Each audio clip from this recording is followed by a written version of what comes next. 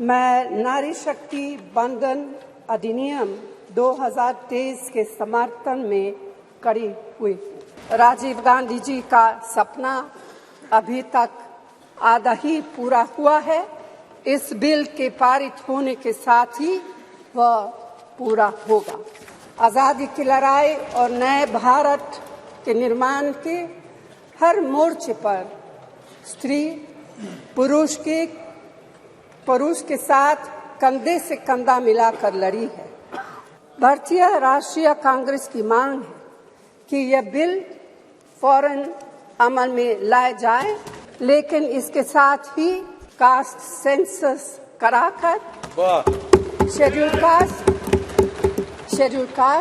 Schedule tribe, OBCs की महिलाओं के आरक्षण की व्यवस्था की भी जाए। भारतीय राष्ट्रीय कांग्रेस की तरफ मैं नारी शक्ति बंधन अधिनियम 2023 के समर्थन में खड़ी हुई।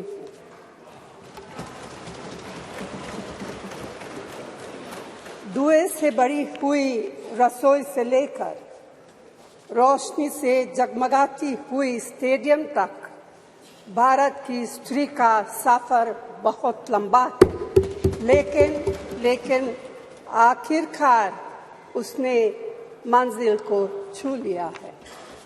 उसने जन्म दिया, उसने परिवार चलाया, उसने पुरुषों के बीच तेज दौड़ लगाई और असीम धीरज के साथ अक्सर खुद को हारते हुए लेकिन आखिरी बाजी में जीतते हुए देखा। भारत की स्त्री के हृदय में महासागर जैसा धीरज है। उसने खुद के साथ हुई बेईमानी की शिकायत नहीं की और सिर्फ अपने फायदे के बारे में कभी नहीं सोचा। उसने नदियों की तरह सबकी भलाई के लिए काम किया है और मुश्किल वक्त में हिमालय की तरह अडिग रही।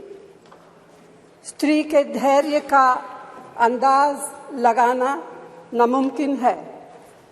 वह आराम को नहीं पहचानती और तक जाना भी नहीं जानती। हमारे महान देश की माँ है स्त्री, लेकिन स्त्री ने हमें सिर्फ जन्म ही नहीं दिया है, अपने आंसुओं खून पसीने सींचकर हमें अपने बारे में सोचने लायक, बुद्धिमान और शक्तिशाली भी बनाया है। अध्यक्ष महोदय, स्त्री का मेहनत, स्त्री का गरिमा और स्त्री के त्याग की पहचान करके ही हम लोग मनुष्यता की परीक्षा में पास हो सकते हैं।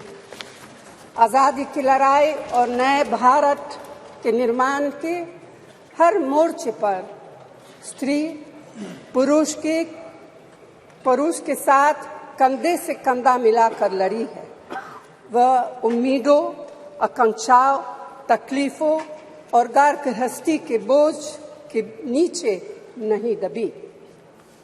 सरोजिनी नायडू, सुचेता कृपलानी, अरुणा असफ अली, विजयलक्ष्मी पंडित, राजकुमारी अमृत कौर और उनके साथ तमाम लाखों महिलाएं से लेकर आज की तारीख तक स्त्री ने कठिन समय में हर बार महात्मा गांधी, पंडित जवाहरलाल नेहरू, सरदार पटेल, बाबा साहब अम्बेडकर और मौलाना आजाद के सपनों को जमीन पर उतार कर दिखाया है। इंदिरा गांधी जी का व्यक्तित्व इस सिलसिले में एक बहुत ही रोशन और जिंदा मिसाल है। अध्यक्ष महोदय, खुद मेरी जिंदगी का यह बहुत मार्मिक क्षण है। पहली दफा स्थानीय निकायों में स्त्री की भागीदारी तय करने वाला संविधान संशोधन मेरे जीवन साथी राजीव गांधी जी ही लाए थे। उन्होंने लाए थे जो राज्यसभा में 7 वोटों से गिर गया था। बाद में प्रधानमंत्री पीवी नरसिम्हा राव जी के नेतृत्व में कांग्रेस सरकार ने ही उसे पारित कराया। आज उसी का नतीजा है कि देश भर के स्थानीय निकायों के जरिए हमारे पास 15 लाख चुनी हुई महिला नेता है। राजीव गांधी जी का सपना अभी तक आधा ही पूरा हुआ है। इस बिल के पारित होने के साथ ही वह पूरा होगा।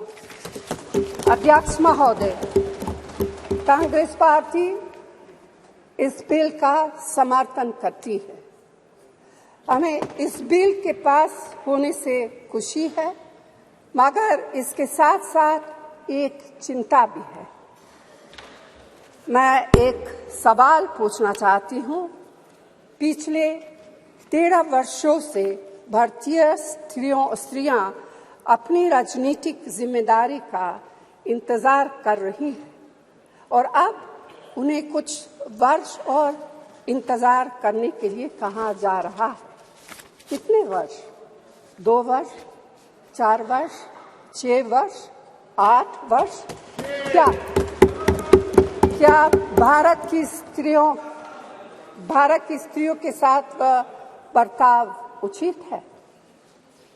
भारतीय राष्ट्रीय कांग्रेस की मांग है कि यह बिल फौरन अमल में लाए जाए, लेकिन इसके साथ ही कास्ट सेंसस कराकर शेड्यूल ट्राइब, ओबीसीज की महिलाओं के आरक्षण की व्यवस्था की जाए। सरकार को इसे साकार करने के लिए भी जो कदम उठाने की जरूरत है वह उठाने ही चाहिए। अध्यक्ष महोदय, स्त्रियों के योगदान की स्वीकार करने और उसके प्रति आभार व्यक्त करना का यह सबसे उचित समय। इस बिल को लागू करने में और देरी करना भारत की स्त्रियों के साथ घोर नाइंसाफी है।